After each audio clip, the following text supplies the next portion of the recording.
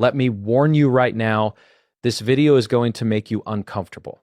Not because it's aggressive, not because it's dramatic, but because it's going to expose something most people don't want to admit. If you have ever been bullied, disrespected, laughed at, ignored, or treated like you don't matter, what I'm about to tell you will change the way you see those people forever. Because the truth is, the bully was never your biggest problem.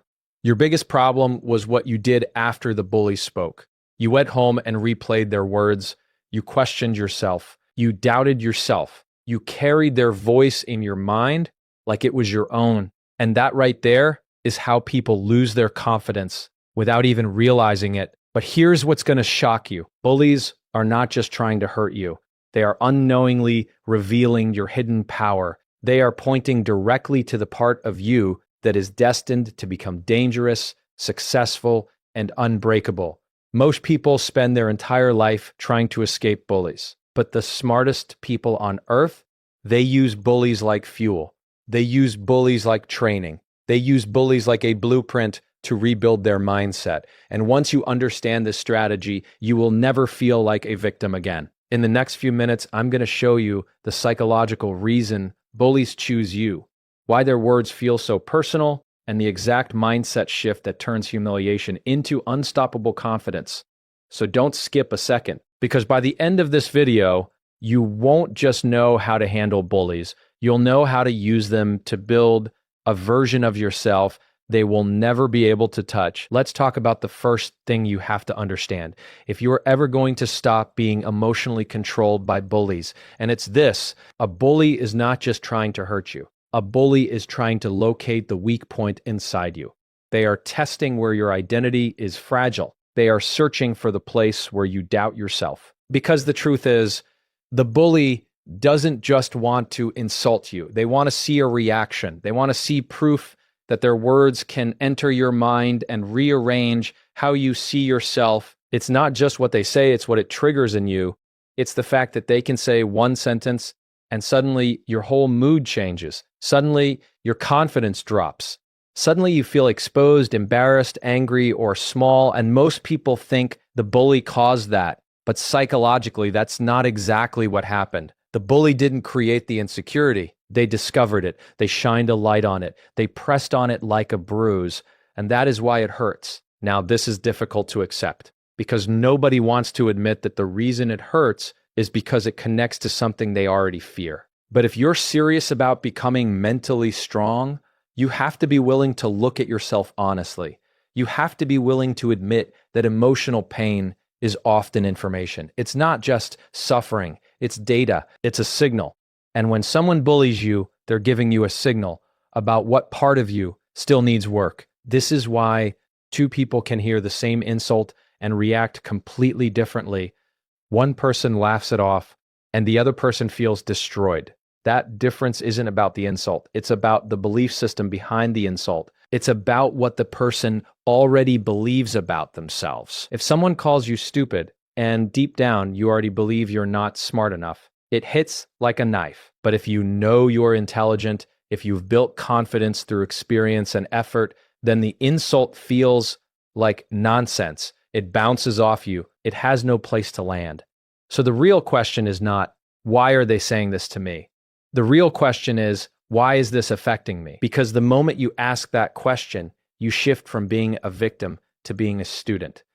You stop seeing bullying as a random attack, and you start seeing it as a mirror. A painful mirror, yes, but a mirror that reveals something valuable. And this is where most people miss the opportunity. They focus all their energy on fighting the bully, proving the bully wrong, arguing back, or trying to win socially. But the strongest people do something different. They take the insult and they analyze it, not because they believe the bully, but because they want to understand themselves.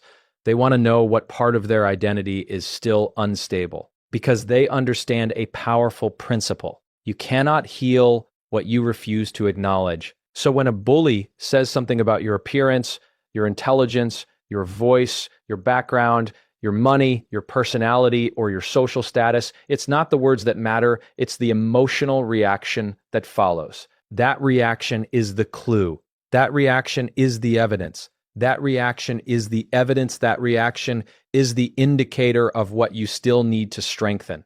And this is where psychological maturity begins. Most people spend their whole life running away from emotional discomfort. They don't want to feel insecure, so they avoid situations that expose insecurity. They don't want to feel weak, so they avoid challenges that might make them look weak. They don't want to feel rejected, so they never take risks that could lead to rejection. But the problem is, when you avoid discomfort, you don't remove insecurity. You just hide it. And hidden insecurity controls your life from the shadows. Bullies bring it to the surface. They force you to face it. Now, I'm not saying bullying is good. I'm not saying you should tolerate disrespect. But I am saying that if you are smart, you can use the experience to build a level of self-awareness that most people never develop. Because self-awareness is not built by comfort. Self-awareness is built by confrontation. It's built when something challenges you and you have the courage to examine your internal response. Think about this. If a bully calls you weak and it destroys you emotionally, you have to ask yourself why. Is it because you are physically weak? Is it because you have never stood up for yourself? Is it because you feel like you lack courage? If so, that's not something to be ashamed of. That's something to work on. That's something to build. That's a target for growth. And the moment you start building that part of yourself, the insult loses power. This is why bullies fear people who improve. Because improvement makes you untouchable. Improvement removes the emotional leverage they had over you. And this is also why some people remain bullied for years. Not because the bully is unstoppable, but because the bully person never heals the internal wound that makes them vulnerable. They keep living with the same self-doubt, the same lack of confidence, the same fear of judgment. So the bully keeps pressing the same button, and it keeps working. But when you heal the insecurity, the bully loses their weapon. This is where philosophy comes in. Because bullying is not just about conflict between two people. It's about the deeper human struggle of identity. Who are you when someone tries to define you? Who are you when someone tries to reduce you to a label? Who are you when someone mocks you publicly? Do you become what they say, or do you remain who you choose to be? A weak mind lets the outside world write the story. A strong mind writes its own story. And this is the most important lesson you can learn from being bullied. Your self-worth is not supposed to be dependent on how others treat you. Your self-worth is supposed to be built internally through our values, your discipline, your integrity, and your effort. Because when your self-worth is internal, it becomes stable, it becomes solid, it becomes unmovable. But when your self-worth is external, every insult becomes a threat. Every laugh becomes a wound. Every opinion becomes a verdict. That is no way to live. So instead of being emotionally destroyed by bullies, you use them as a signal. You use them as a signal. You use them as a mirror. You don't accept their judgment, but you accept the information your emotions reveal. And then you do the real work. You strengthen the weak areas. You develop confidence through action. You build your character. You build your skills. You build your mindset. And slowly, something incredible happens. The bully starts to realize their words don't reach you anymore. Not because you became cold, but because you became clear. Clear about who you are. Clear about what you stand for. Clear about what matters. Clear about what doesn't. And once you reach that point, you don't just overcome bullying. You overcome the need for validation. You overcome the fear of being judged. You overcome the emotional dependence that keeps so many people trapped in anxiety. Because the truth is, the bully is not the biggest problem. The biggest problem is the part of you that still believes you need approval to be worthy, and when you finally remove that belief, you become dangerous in the best way. You become free. So remember this, every insult is a test. Every mockery is a message. Every bully is pointing to the place inside you that still needs strength. And the moment you stop taking it personally and start taking it seriously, your growth begins. Because the strongest person in the room is never the loudest. The strongest person in the room is the one who knows who they are, even when the world tries to tell them otherwise. Most people don't realize this, but bullies are not just a social problem. They are a psychological training ground. And I know that sounds strange because when you're in the middle of it, it feels like torture. It feels unfair. It feels like you're being targeted for no reason. But if you step back and look at it with a clearer mind, you'll see something powerful. Bullies create pressure, and pressure, when handled correctly, produces strength. Think about it. Nothing in life becomes stronger without resistance. Muscles don't grow without weight. Character doesn't grow without challenge. Confidence doesn't grow without confrontation.